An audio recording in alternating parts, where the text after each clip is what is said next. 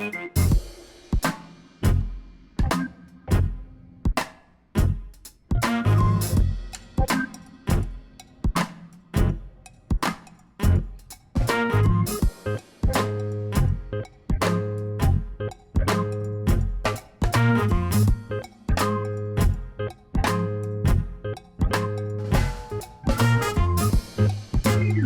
pilots, welcome back.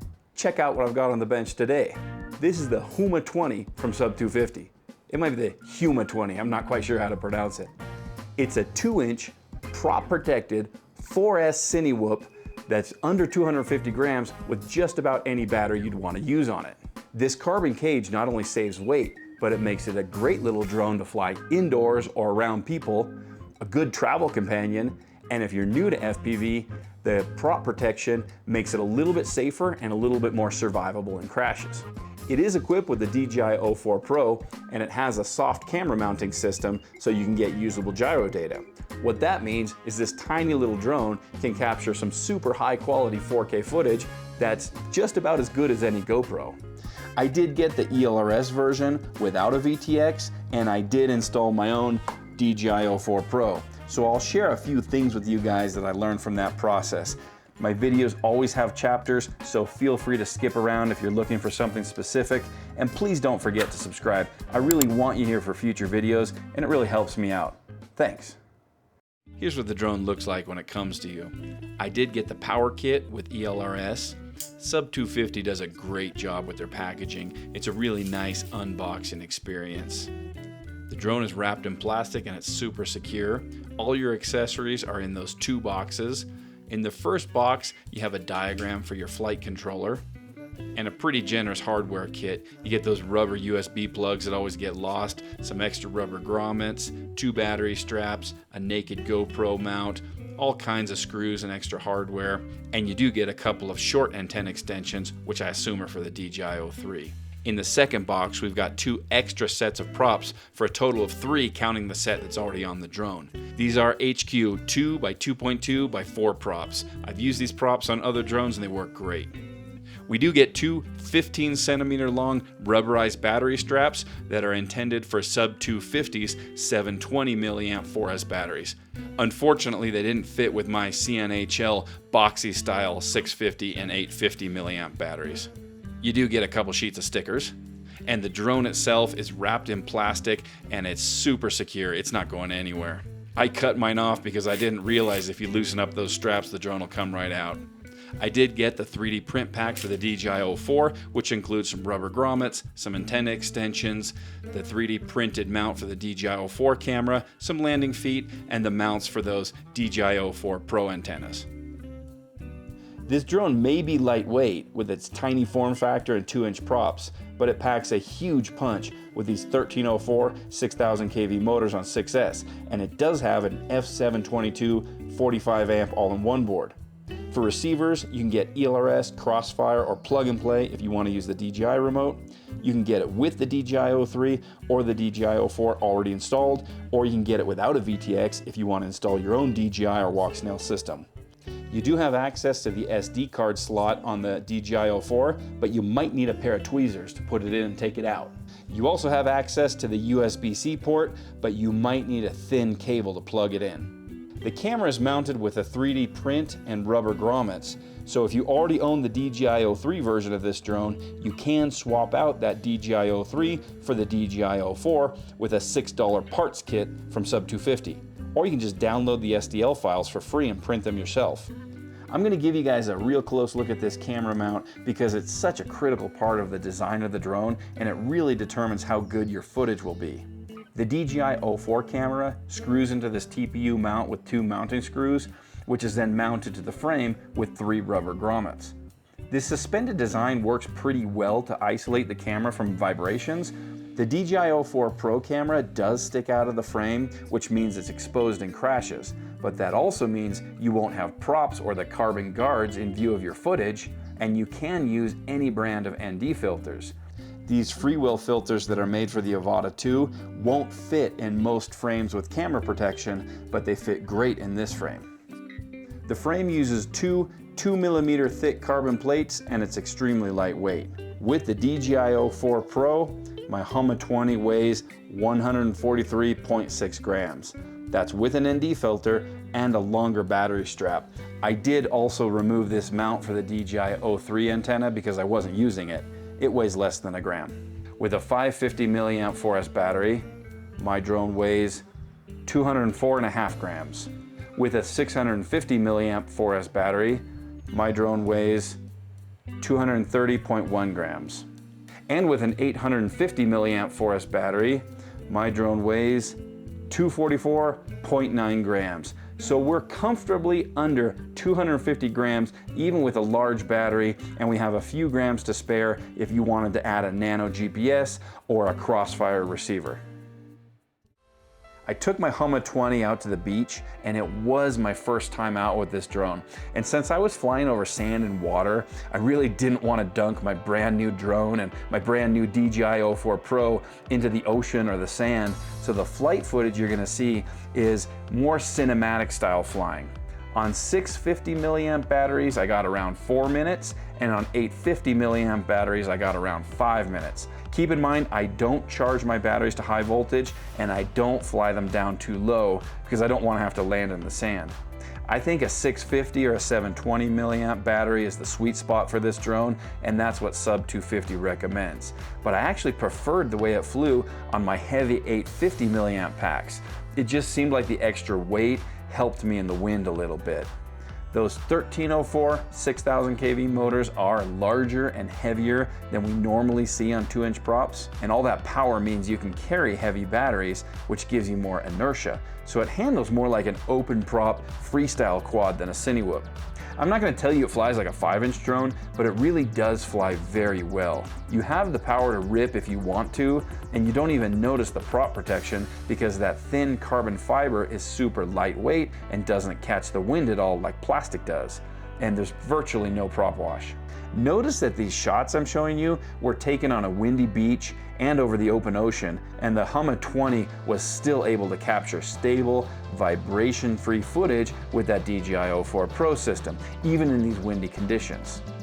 I'll include some goggles DVR just to prove that these shots actually are from the Huma 20 and I wasn't like cheating with a 5-inch drone. If the Huma 20 can get these shots in super windy conditions, just imagine what it can do indoors or when there's no wind. Where this drone really shines is as a travel companion, because the antennas fold down so it goes into a bag super easily.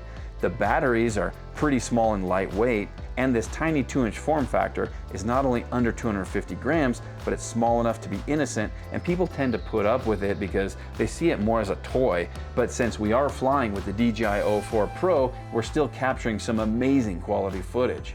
I did notice that the RSSI on my ELRS receiver was way too low for comfort, which made me nervous flying over water and really limited how far out I could go.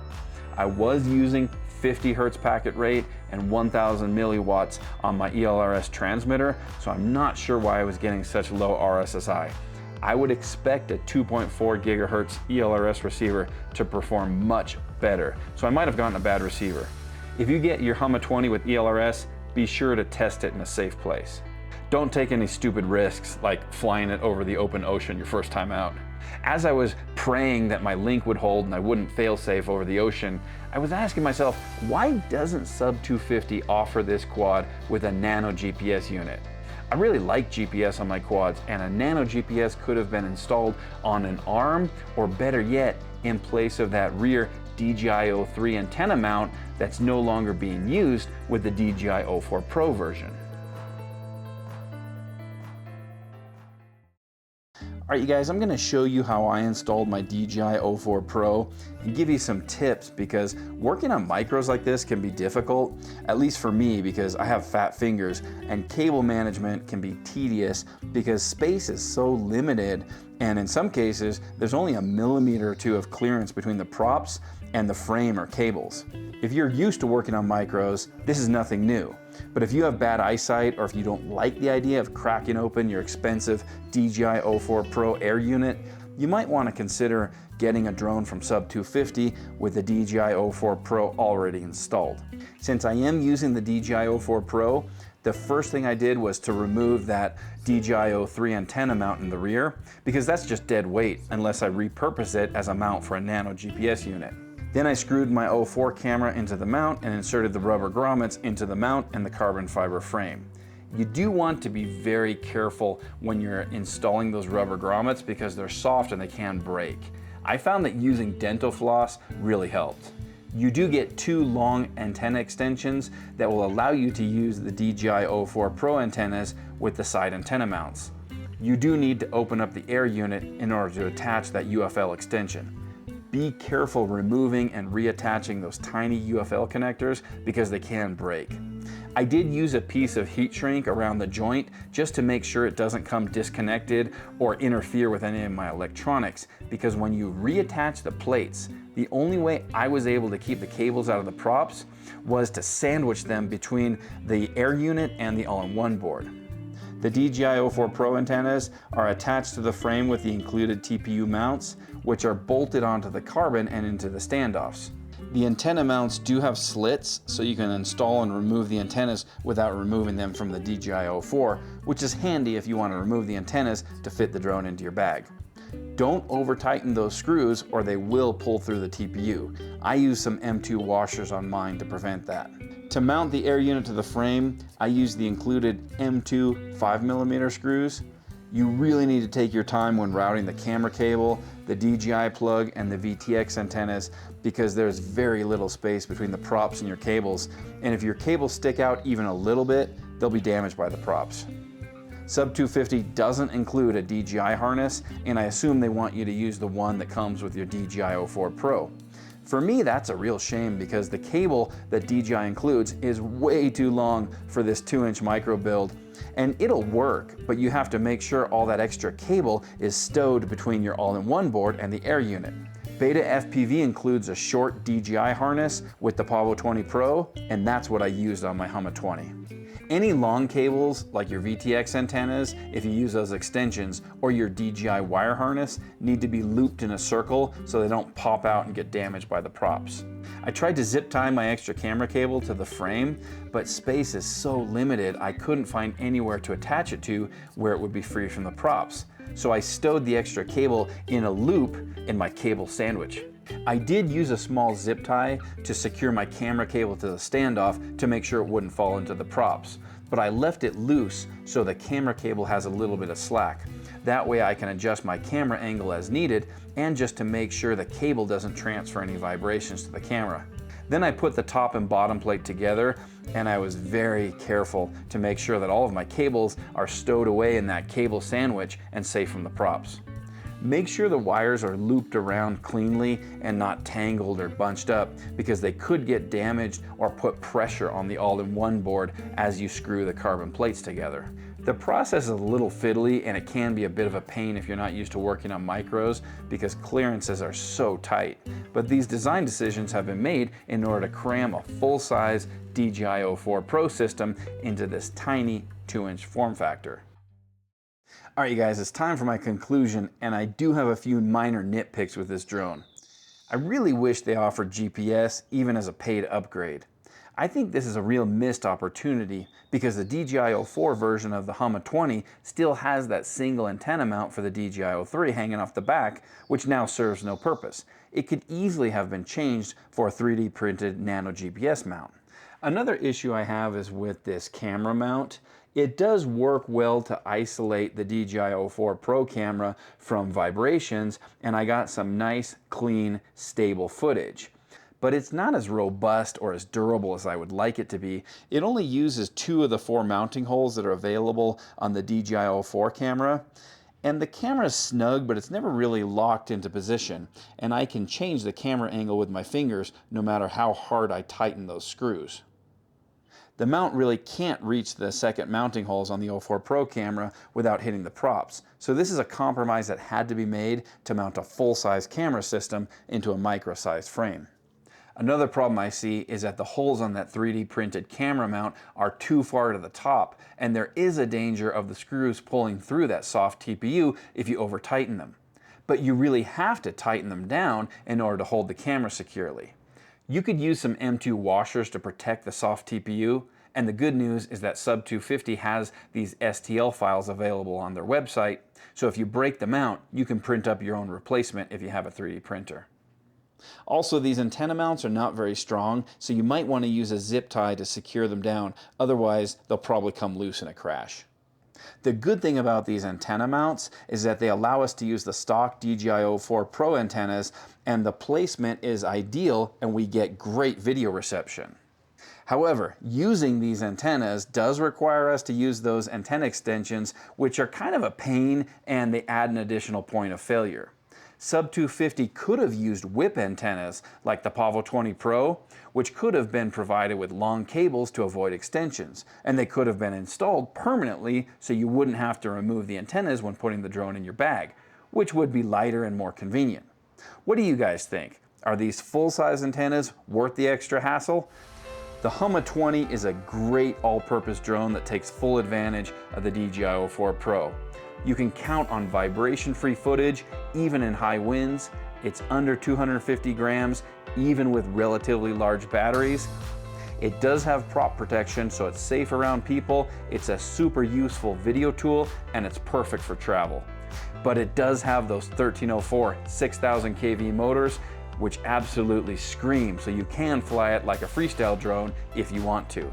And if you don't mind fiddling with this micro, you can set it up however you want by adding GPS or a different VTX system. What do you guys think of the Huma 20? Let me know in the comments, and don't forget to subscribe before you go. I'll see you in the next one.